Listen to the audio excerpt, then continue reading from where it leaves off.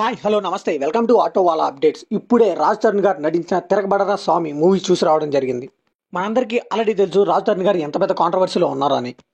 But ఆయన నుంచి అయితే మూవీస్ ఆగట్లేదండి, వరుసగా వస్తూనే ఉన్నాయి. ఇంకా ఈ మూవీ కూడా ఈ మంత్ ఆగస్టు 2న థియేటర్స్లో రిలీజ్ అయింది. ఇంక ఈ మూవీ డైరెక్టర్ రవికుమార్ గారు కూడా ఒక యజ్ఞం, ఒక పిల్ల నువ్వులేని జీవితం ఇలాంటి మూవీస్ డైరెక్ట్ చేశారు. సో ఇంక యాజ్ టీజ్గా మనమైతే ఎక్స్పెక్టేషన్ మంచి హైగా పెట్టుకుని ఈ మూవీకి అయితే వెళ్ళాను.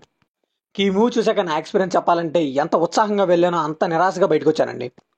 ఎప్పుడో 1980s టైంలో రావాల్సిన మూవీని ఇప్పుడు తీసుకొచ్చారనిపించింది. ఒక రొటీన్ రొట్ట కమర్షియల్ సినిమా అని చెప్పాలి. నిజంగా రాజ్ తరుణ్ గారికి అయితే బ్యాడ్ టైం బాధేస్తుందని చెప్పాలండి.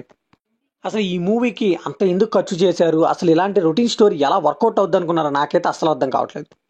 ఈ మూవీ బేసిక్ స్టోరీ వచ్చేసి మన హీరో రాజ్ తరుణ్ గారు అయితే చిన్నప్పుడు వాళ్ళ అమ్మ నాన్న గురించి తప్పిపోతారు. సో ఇంక పెద్ద అయ్యాక తప్పిపోయిన వాళ్ళని వెతికి పెట్టడంగా జాబ్ పెట్టుకుంటారు. సో అలా ఉన్న మన హీరోయిన్ చూసి లవ్లో పడి తన పెళ్లి చేసుకుంటాడు. ఇలాంటి సమయంలోనే తన మేనకోళ్ళు కనిపించటం లేదని ఒక ఆయన వచ్చి రాజ్ తరుణ్కి కంప్లైంట్ ఇస్తాడు. తీరా చూస్తే తనెవరో కాదు, వాళ్ళ ఆవిడే. అసలు తన హీరోయిన్ ఎందుకు వెతుకుతున్నాడు, హీరోయిన్ కున్న ఫ్లాష్ బ్యాక్ ఏంటి, హీరోయిన్ దొరికితే వాళ్ళు ఏం చేస్తారు, ఇదంతా తెలియాలంటే ఈ మూవీ ట్రై చేయాల్సిందే. ఈ మూవీలో పాజిటివ్ విషయానికి వస్తే అది ఏదన్నా ఉందంటే కొంచెం సినిమాటోగ్రఫీ రిచ్గా అనిపించిందండి. డబ్బులు మాత్రం బాగా ఖర్చు చేశారు, ప్రొడక్షన్ వాల్యూస్ చాలా బాగున్నాయి. అండ్ ఒక సాంగ్ కూడా చాలా బాగా ఆకట్టుకుంది నన్ను. ఇంకా స్టోరీ ఎలా ఉన్నా కానీ రాజ్ తరుణ్ గారు అయితే ఆయన పాత్రలో బాగా నటించారని చెప్పాలి. అండ్ మాల్వి మల్హోత్రా గారు కూడా హీరోయిన్గా బాగానే చేశారు. ఇంతేనండి, మూవీ మొత్తంలో కూడా నాకు భూతద్దం పెట్టి చూస్తే ఇవే పాజిటివ్స్ కనిపించాయి. ఈ మూవీలో నెగిటివ్స్ విషయానికి వస్తే routine story and screen play అని చెప్పాలండి. ఒక యజ్ఞం, ఒక పిల్లల జీవితం ఇలాంటి మూవీస్ తీసిన డైరెక్టర్ ఈ మూవీ తీసిందని నాకు అనిపించింది.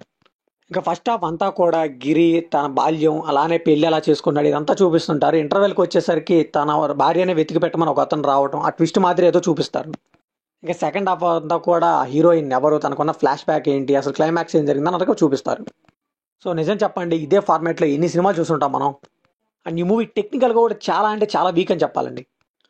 మూవీలో పాటలు మొత్తం యావరేజ్ అని చెప్పాలండి. ఇక బ్యాక్గ్రౌండ్ మ్యూజిక్ అయితే చాలా అవుట్డేటెడ్గా కొట్టారు. సో ఫైనల్గా ఈ మూవీకి మనం ఇచ్చే వర్డిక్ట్ ఏంటంటే రాజ్ తరుణ్ గారి టైం అస్సలు బాగాలేదండి. ఈ మూవీ కూడా ఆయన కాపాడలేకపోయింది. హోప్ నెక్స్ట్ మూవీతో ఆయన బౌన్స్ బ్యాక్ ఇవ్వాలని కోరుకుంటున్నాను. సో ఇది కంప్లీట్లీ నా ఒపీనియన్ మాత్రమే. మరి ఈ మూవీ మీకు అనిపిస్తుంది కామెంట్లో షేర్ చేసుకోండి, లైక్ చేయండి, షేర్ చేయండి, వెళ్ళే ముందు సబ్స్క్రైబ్ చేసుకోండి.